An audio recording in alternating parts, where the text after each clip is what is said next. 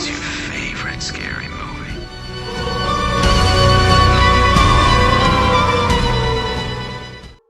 Okay, I just saw Scream 6 tonight, and I have to get my thoughts on this out right now.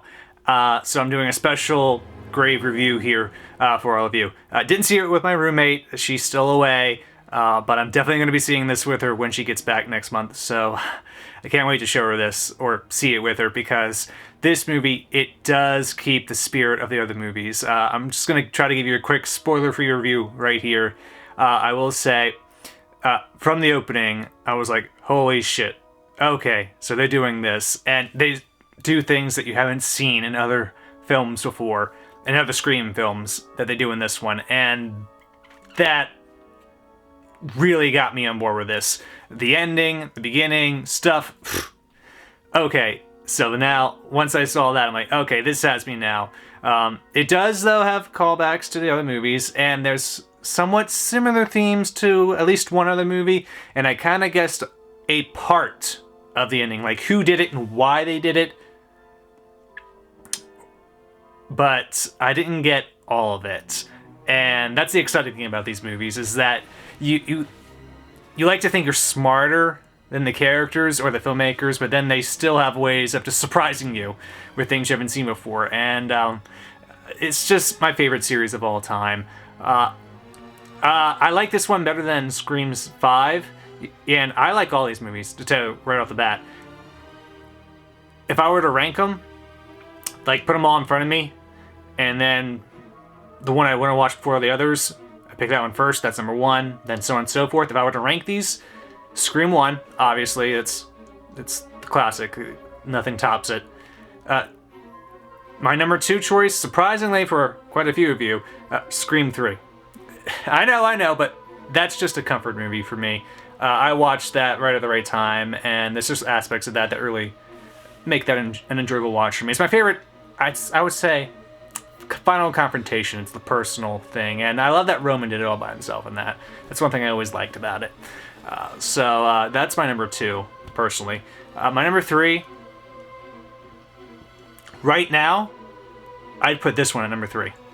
Scream 6. It just had something that I was waiting for, if I could put it simply, in a sequel, and it gave it to me. It gave me something really different. Because one thing with these movies is they can get kind of repetitive in some aspects, even though I love what they do, but this gave me something that was completely fresh, and that's always great. So right now I have that at number 3. Number 4, I put Scream 5, just because it was a great return to form, I think, for the series.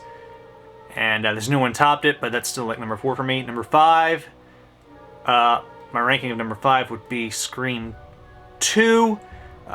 I like it. It's just, there aren't as many things that I gravitate towards in that one as I do the other ones, even though it's still fantastic. And lastly, I would rank Scream 4. You know, there are things that were omitted from that I didn't like No Red Right Hand. I was not happy about that, just because you gotta have the theme. It's essentially the de facto Scream theme, Red Right Hand, and it was in this new one, which I was so happy to see there featured prominently, so that's fun.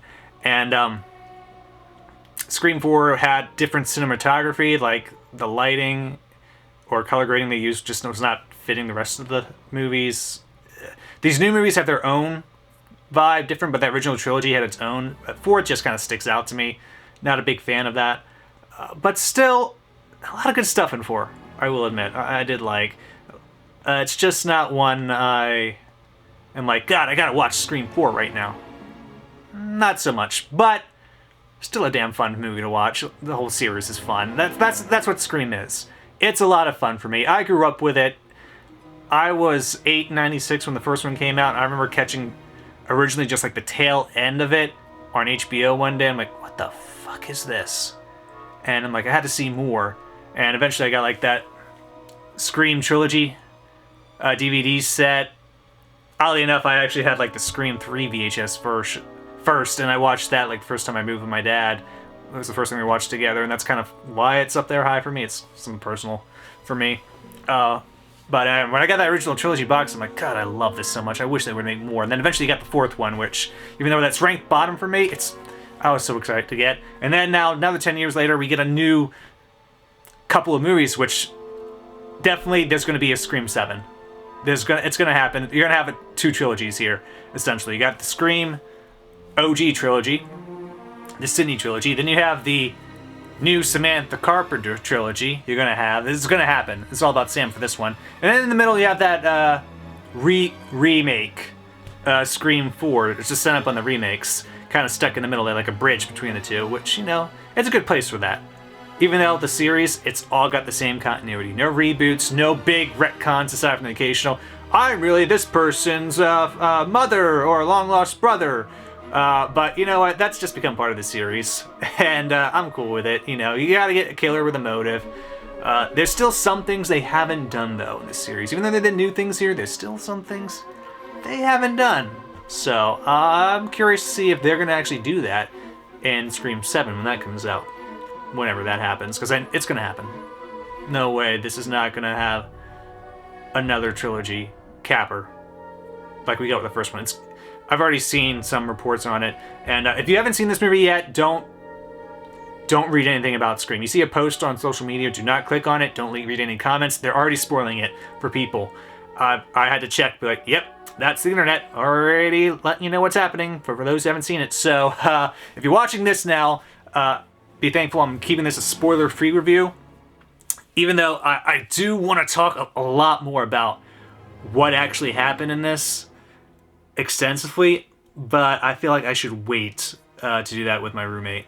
And I think it'll be better if it's part of a reaction or rewatch reaction video, because all the Scream movies we're gonna all have seen them before we ever do videos on these on my channel. So I just know I gotta talk about these a lot more. If I want to just reveal a bit about myself, as I already have, this is my favorite horror franchise. My absolute favorite. And I've done like a ranking video once upon a time here, like the top franchises. I had this like third I listed just because of the respect I have for Nightmare on Elm Street, Friday the 13th. But if they keep this quality up for me, especially once 7 comes out, that's 7 great movies, my opinion, which would then, I think, it would make it the top franchise ever.